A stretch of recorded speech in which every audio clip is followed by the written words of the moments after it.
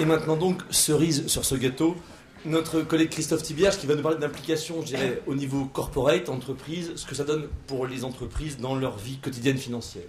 Mais c'est pas du tout ce que j'ai préparé. Hein. Tu as tort alors. Donc, moi je vais vous parler de la bourse.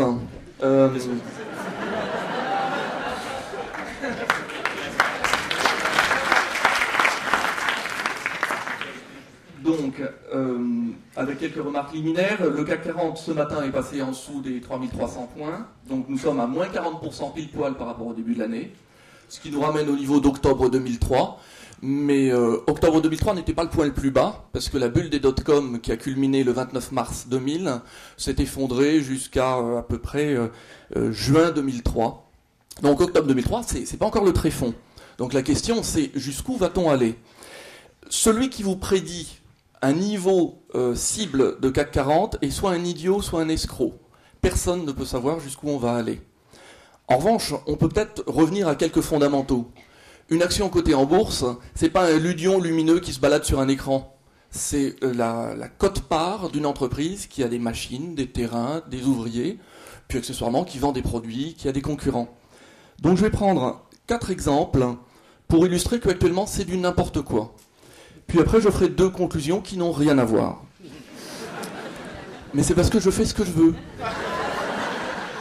Donc, premier exemple. On peut faire une comparaison entre Air France KLM d'un côté et EasyJet de l'autre. Air France KLM vaut aujourd'hui en bourse 4,3 milliards d'euros. EasyJet vaut en bourse 1,6 milliard d'euros. Donc on peut dire qu'en termes de valorisation, Air France est valorisée 2,5 fois plus que EasyJet. Les sociétés n'ayant pas la même taille, on peut se dire que Air France est plus grand. Bien. Mais justement, elles n'ont pas vraiment la même taille. Les ventes d'Air France, c'est 25 fois les ventes d'EasyJet. Le résultat opérationnel d'Air France, c'est-à-dire les ventes moins les coûts nécessaires à l'exploitation, le résultat opérationnel d'Air France, c'est 45 fois celui d'EasyJet. Et je ne vous parle pas du bénéfice d'Air France, parce que EasyJet, lui, n'a pas de bénéfice, ils font des pertes. Et pourtant, Air France n'est valorisé que 2,5 fois EasyJet. On pourrait dire que les stratégies sont différentes et que la compagnie low cost s'en sortira toujours. Mais ce qui est quand même assez amusant, c'est que Air France est valorisé 4,3 milliards en bourse, alors que dans le bilan d'Air France, les avions Air France valent 12 milliards d'euros. Alors ils sont où les 8 milliards d'avions qu'on ne voit pas dans le cours boursier ? Est-ce qu'on pourrait penser que Air France est légèrement sous-valorisé actuellement ? Et que donc c'est du n'importe quoi ? On peut se poser la question. Je donnerai des conseils d'investissement boursier plus tard dans mon bureau. Deuxième exemple, Renault. Renault ce matin est valorisé 7,3 milliards d'euros en bourse. 7,3 milliards d'euros, ça paraît beaucoup, c'est 2 années et demie de bénéfices de Renault. Ça veut dire que si on croit à cette valorisation à 7,3 milliards, ça veut dire que les investisseurs pensent qu'ils achètent aujourd'hui une action Renault, que Renault va vivre encore 2 ans et demi à dégager un bénéfice et qu'après, ça fera totalement faillite et ça ne rapportera plus jamais rien. Encore une fois, ça me paraît probablement un peu sous-valorisé. Et je me fonde sur des fondamentaux. J'essaie de faire preuve de bon sens. Renault est valorisé 7,3 milliards, mais leurs usines valent 13 milliards. Et leur stock 6 milliards. Ça fait 19 milliards. Bon. Alors, on est peut-être dans une phase un peu baissière, un peu trop baissière actuellement. Troisième exemple. Aujourd'hui, 40% des sociétés sont en dessous de leur valeur comptable. Ceux d'entre vous qui ne sont pas versés dans la finance auront besoin de la note de bas de page. C'est délirant.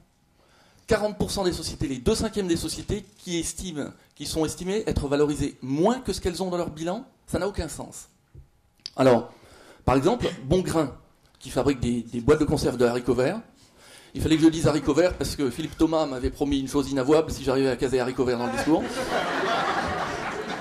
Donc je tiendrai l'engagement. Donc voilà, ça c'est fait. Bongrain, qui fabrique des boîtes de conserve de haricots verts, est valorisé en bourse à moins que la valeur de son bilan et la valeur de ses actifs. C'est délirant. Je veux bien pour des banques, je veux bien pour des choses complètement immatérielles, mais là c'est la boîte de conserve, c'est du petit pois. C'était l'autre mot, ça. Un autre exemple cher à mon cœur. L'ami qui soigne est guéri. La folie qui m'accompagne et jamais ne m'a trahi. Franken Pommery.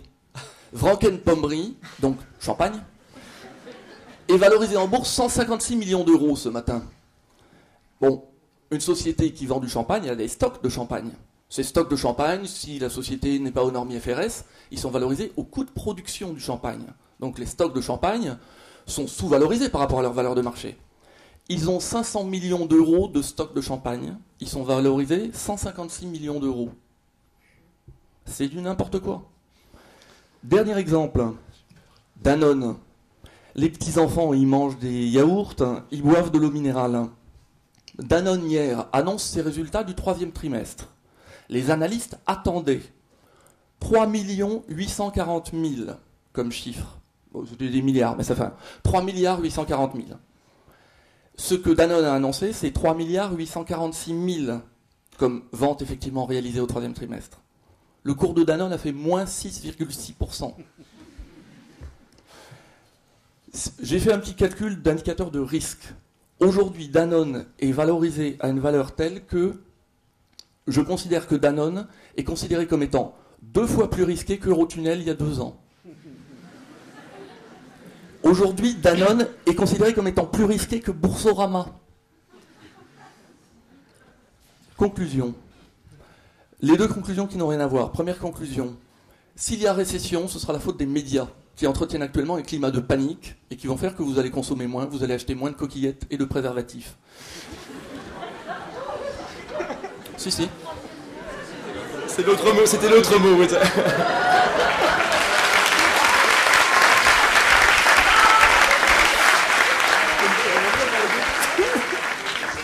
Deuxième conclusion, et j'en aurai terminé. La guerre d'Irak-Afghanistan a coûté la bagatelle de 3 000 milliards de dollars. Pour renflouer les banques, je ne sais pas où on en est aujourd'hui, mais on est à plus de 1 000 milliards de dollars.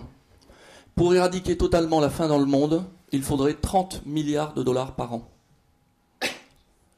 Voilà les ordres de grandeur. Merci. Merci beaucoup.